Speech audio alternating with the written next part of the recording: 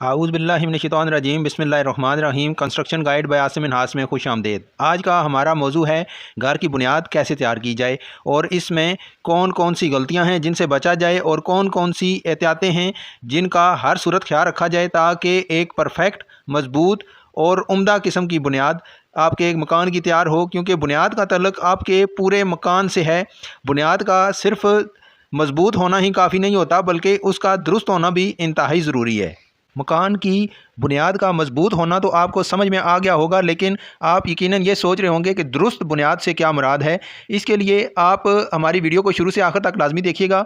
Video की तरफ जाने से पहले आपसे गुजारिश है कि अगर आपने अभी तक हमारे इस चैनल को सब्सक्राइब नहीं किया तो बराए करम इसे सब्सक्राइब कर दीजिए और घंटी के बटन को प्रेस कर दीजिए। और एक दरख्वास्त आपसे यह भी है कि अगर आपको वीडियो अच्छी लगे तो बराए करम इसे लाइक और शेयर ज़रूर कर दीजिएगा।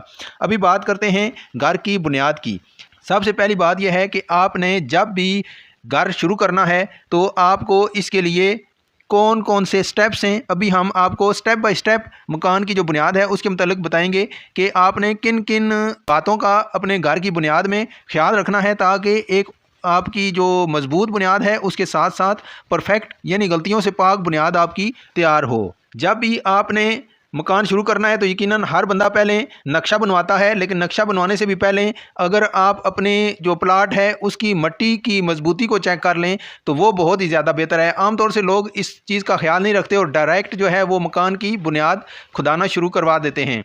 अगर आप सॉइल टेस्ट करवा लेंगे तो उससे आपको लेबॉर्ट्री में से रिपोर्ट आ जाएगी कि आपकी जो मिट्टी है वो कितनी मजबूत है और इसकी जो बुनियाद है आपने कितनी खुदाई करवानी है। मसलन 2 फुट काफ़ी है या 2.5 या 3 या 4 फुट। और बाज़ दफ़ा ऐसा होता है कि जो प्लाट आपने लिया है वो फिलिंग वाला होता है और उसमें मिट्टी की भराई हुई होती है, जिसकी वजह से जब आप मकान की खुदाई शुरू करवाते हैं तो आपको खुदाई करने वाले बताते हैं कि इसकी मिट्टी बहुत ज़्यादा कच्ची है, तो फिर आपको उसका बेसमेंट बनाना पड़ जाता है।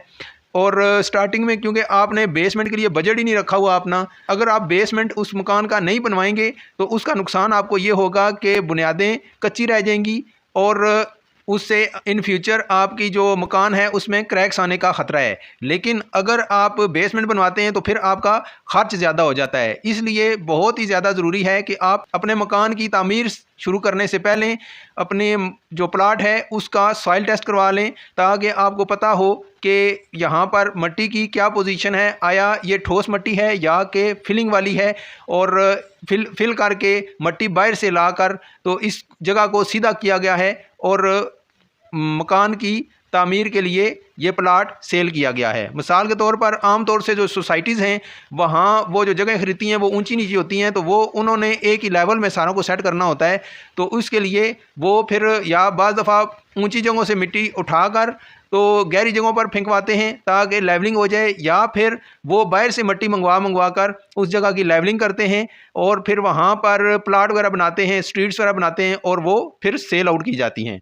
आमतौर से जब लोग प्लाट खरीदते हैं तो वो फाइल लेते हैं और फिर उसकी किस्तें वगैरह अदा करने के बाद 2-3 साल के बाद उनको कब्जा मिलता है, तो उनको ये पता नहीं होता कि हमारा प्लाट किस जगह आएगा। अगर आपको ये पता नहीं है कि ये मिट्टी यहाँ पर मजबूत है या कि फिलिंग वाले प्लाट हैं तो आपको हर सूरत सॉइल टेस्ट करवाना चाहिए। लेकिन अगर आपको ये कन्फर्म है कि यहाँ पर जो प्लाट की ज़मीन है वो मजबूत है तो फिर आपको इसके लिए सॉइल टेस्ट की ज़रूरत नहीं है। सॉइल टेस्ट के बाद आपका जो आर्किटेक्ट है वो नक्शा बनाएगा और वो उसमें दीवारों की जो डेप्थ है वो आपको बताएगा कि आपने कितनी गहरी दीवारें लेकर जानी है अपनी डीपीसी की। और अगर आपने सॉइल टेस्ट नहीं करवाया और आपको कंफर्म है कि आपकी जो ज़मीन है प्लाट की वो पक्की है, गुज़िश्ता बहुत ज़्यादा अरसे से वो आप प्लाट आपकी नज़र में है, तो फिर आप 2 फुट कम से कम और ज़्यादा से ज़्यादा 2.5 या 3 फुट खुदाई उसकी करेंगे।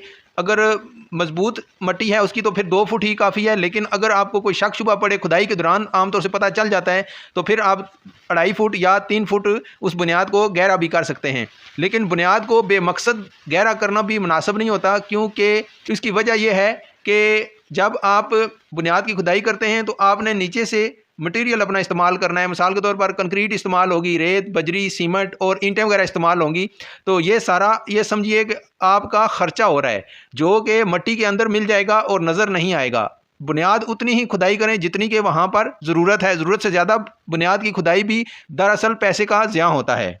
अभी बात कर लेते हैं नक्शे की। तो बाज़ लोग खुद ही नक्शा डिज़ाइन करके तो बना लेते हैं, दरअसल ये एक दुरुस्त अमल नहीं है। हमेशा नक्शा नवीस यानी जो आपका आर्किटेक्ट है उससे आप नक्शा बनवाएं और उसी से अप्रूव करवाएं, क्योंकि एक आम बंदा जो है वो इस तरह का नक्शा नहीं बना सकता जिस तरह के एक नक्शा नवीस नक्शा बनाता है, और उसके अंदर वो आपको बहुत सारी बचतें भी देता है। मिसाल के तौर पर सीवरेज के पाइप आपके अगर नक्शा नवीस बनाएगा तो वो उसमें लाइनें वगैरह आपको शो कर देगा, और वो कम से कम कोशिश करेगा कि कम से कम लाइन डले, और उसके साथ साथ कोई गलत लाइन भी ना हो, कम भी हो और गलत भी ना हो। अगर बंदा खुद अपनी तरफ से लाइनें डालने की कोशिश करेगा तो वो हो सकता है कि कोई ना कोई ऐसी गलती कर दे कि मकान मुकम्मल तो हो गया लेकिन बाद में सीवरेज का प्रॉब्लम बन जाए घर के अंदर। इसी तरह वो सुई गैस के जो पाइप हैं उनको और पानी के जो पाइप हैं उनको, इसके साथ साथ वो आपको जो बिजली की तारें वगैरह हैं उनके भी ऐसा ट्रैक इस्तेमाल करेगा कि आपका खर्च कम से कम हो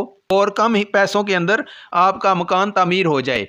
तो ये आपको बहुत बड़ी बचत है, जो कि बंदे को जब मुकम्मल मकान तैयार करने के बाद पता चलता है कि ये हमने मिस्टेक की हैं। इसलिए अगर आप नक्शे वाले से नक्शा बनवाएंगे और नक्शे के मुताबिक मकान तैयार करवाएंगे तो इससे आपको काफ़ी ज़्यादा बचत होने का इम्कान है। ये थी मकान की बुनियाद से मुतल्लिका बुनियादी बातें।